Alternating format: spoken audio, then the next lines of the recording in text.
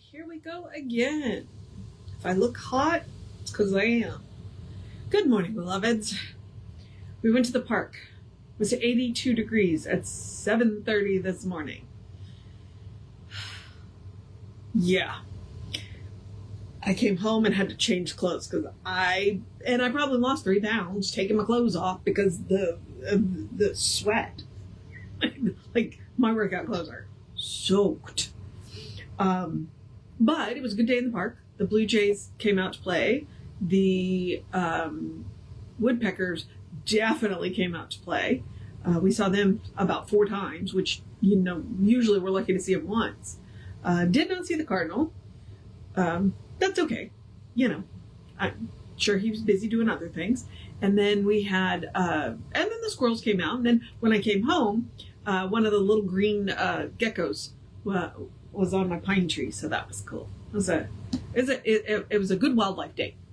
And there were a couple of grackles, and they were polite. As a general rule, we don't feed the grackles because grackles run in gangs. And if you feed one, then you'll get swarmed. Namaste. So but there was one who was looking kind of rough, so we gave him a peanut, and then the other one came over, and then a little bit later, we saw, I think not the rough one, and he came at us with a purpose.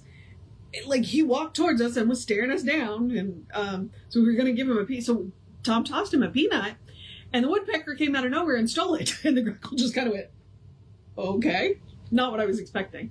So, all right, we are doing Living the Science of Mind. So let's do this housekeeping really quick, and that is simply me reminding you we are Creative Life Spirit Center. The website is creativelife.org. creativelife.spiritualcenter.org. I don't know what I'm talking about this morning. I don't know what day of the week it is. I'm not used to having a Friday off for a holiday. So all day yesterday, I kept thinking it was Saturday. So I'm like, I should be going to church today. No, it's Saturday. The website is creativelife.org. The constant contact email is info@creativelife.org. One email a week tells you what's going on for the week and the month. The hot links are hot, and it is a blind CC, meaning nobody's going to get your email from us. All right. Last thing, social medias. Simply because we do not monetize them. We don't give them money. We don't ask you for money via them. So we need your help to bump us in the algorithm. We don't want to deal with the ads any more than you do. So what we ask you to do instead is like, subscribe, follow based on which platform you are on, and then engage with the posts. React to the post, comment on the post, as in the Namaste this morning, which I really appreciate, and share. So it bumps us in the algorithms, and we think we have good stuff to share. Okay, Living the Science of Mind. These are a selection of essays that came from the at-home course from Science of Mind that used to be in the back of the magazine. Although my pet theory is that people had questions. They would go to the lectures, they would read the textbook, they would write to Ernest or call him or come up to him after lecture and have questions. This is how he answered them. All but two of these essays are drawn from that at-home course, which you can get. If you go to the Science of Mind archives, I believe they have an Amazon link. And you want to go to the Science of Mind archives and use their link, because then they get some of the money from the sale of the book through Amazon. If you're interested. It took 6 books to get that at-home course. So we have a very short one today, because we had a really long one yesterday. And today it is Your Word Operates Instantly. So let's see and it's literally 1 page. That's it.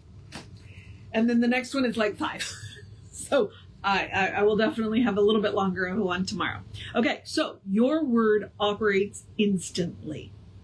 Someone has said, rest in faith that your thought reaches the person or condition to which it is sent. Now we know that the objective person, place, or conditions are all effects following invisible causation, which is mind. And we know that thought is the instrument of mind. We know that mind is ever present and is never divided. It is a complete and perfect unit. Therefore, when we give a treatment, we say this word is for this person or it is for this condition. From this viewpoint, the word does not have to reach any objective place. It merely describes the place. Identifying itself in mind with the place, it is instantly at the place. Some of the ancients have said that the truth is that whose center is everywhere and whose circumference is nowhere. Which, by the way, Google that. And it's been attributed to a bunch of different people. Okay? But it bears repeating because this is one of those points that that Jesse really likes.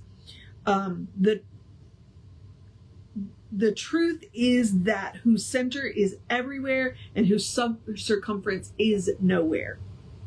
In other words, the truth is not bound by time nor space.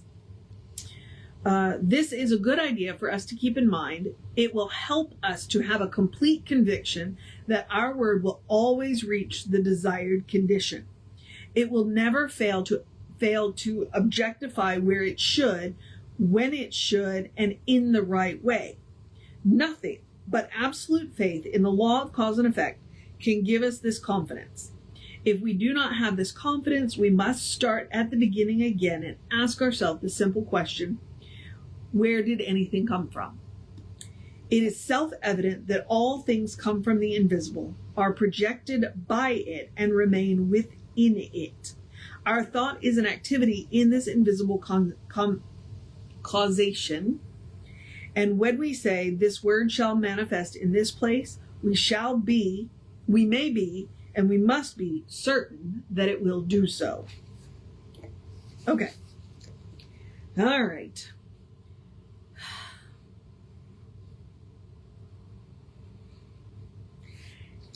Yeah, this is a really short one, and it's not complicated, but it ain't easy either.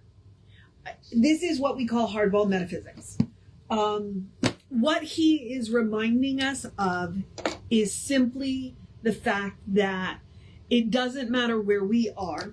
It does not matter where the person is that we are working for. It doesn't matter what the condition is. Because we don't have to go anywhere special. We don't have to do anything special. There's nothing that we have to do other than be convinced that God is all there is, that spirit is all there is, that that first cause is all there is, that it is right here where we are now. There is a story, and it's one of my favorite stories. And I had this wonderful Islam teacher, Dr. Robert Frager. He also taught my spiritual psychology class, and he was amazing. And I believe he's the one that told us this story that it was an imam who gave chickens to, or it could have been, any spiritual teacher. I just think it was Dr. Frager. I could be wrong though, because Dr. Banerjee was a really good teacher too, and he told us some wild stories. But the imam handed chickens to all of his students and said, "Kill the chicken where God can't see you." And so all the students went off, and they all came back, and one of them came back with a live chicken. And the imam said, "Well, why didn't you do what I told you to do?" And the student proceeded to say, "Well, first I went here, and then I went there, and then I thought about going here, and then I went over here, in the closet, all of these places, deep, dark in a cave, and then I realized that there's nowhere God is not, so I couldn't kill the chicken." And the imam went, "This is the only student who actually understood the assignment." That's the point. So what that very short article is about. Mind, spirit, first cause is not bound by time and space. It does not matter if I am treating for somebody on the other side of the world. It does not matter if I am treating for somebody in the future or in the past. It doesn't matter. Spirit is not bound by time and space. The prayer will work. And interestingly enough, I believe when I was in anthropology, I did see some research where retroactive prayers do work. People got prayed for after the fact and improved. Our word is not bound by time and space. So, even if it is after the fact and you want to say a prayer, say the prayer. If the person is on the other side of the room from you, if they are on the other side of the world from you, if they're on the other side of the couch from you, it doesn't matter. Principle is not bound by precedent, nor is it bound by time and space. So all we have to do is be convinced that it is the truth. And he said, and if you're not convinced, then start with then go back to the beginning. Where does everything come from? It comes from the invisible. Where do we live? In the invisible. So, all right, it's a simple lesson, but it ain't an easy lesson. Okay, that is it. I'm going to encourage you to have a great day, a wondrous day, a fantastic day, a magical day, an enchanted day, a wonderful day, an awesome day, an amazing day. Hey, I have no idea what day of the week it is day. A take care of yourself day. A drink plenty of water day. A stay out of the sun between 10 and 2 day. A cuddle your fur babies day. A take a nap day. A do what you need to do day. A you got this day. A one more day of rest day. A good day. And if that is too much pressure, and I know occasionally it is, simply have a day. You are enough, just as you are. You are a beloved expression of the divine. You are a brilliant light, a divine spark, spirit in motion, God in action, a beautiful masterpiece, and a work in progress at the same time, at your own pace. And as Reverend Jesse likes to call us, you are a godly. Explore the truth of your being. Get to know who the divine knows you to be. Because the divine knows you to be good. And from there, anything is possible. Anything at all. All right, beloveds, take care of yourself. Oh, wait. Reverend David will be on around 5 p.m. with you. I'll be back with you probably around at 8:45 tomorrow. For no reason other than I get to turn my alarm off again tomorrow. Yay. Take care of yourself. Know that you are loved, and I will see you next time.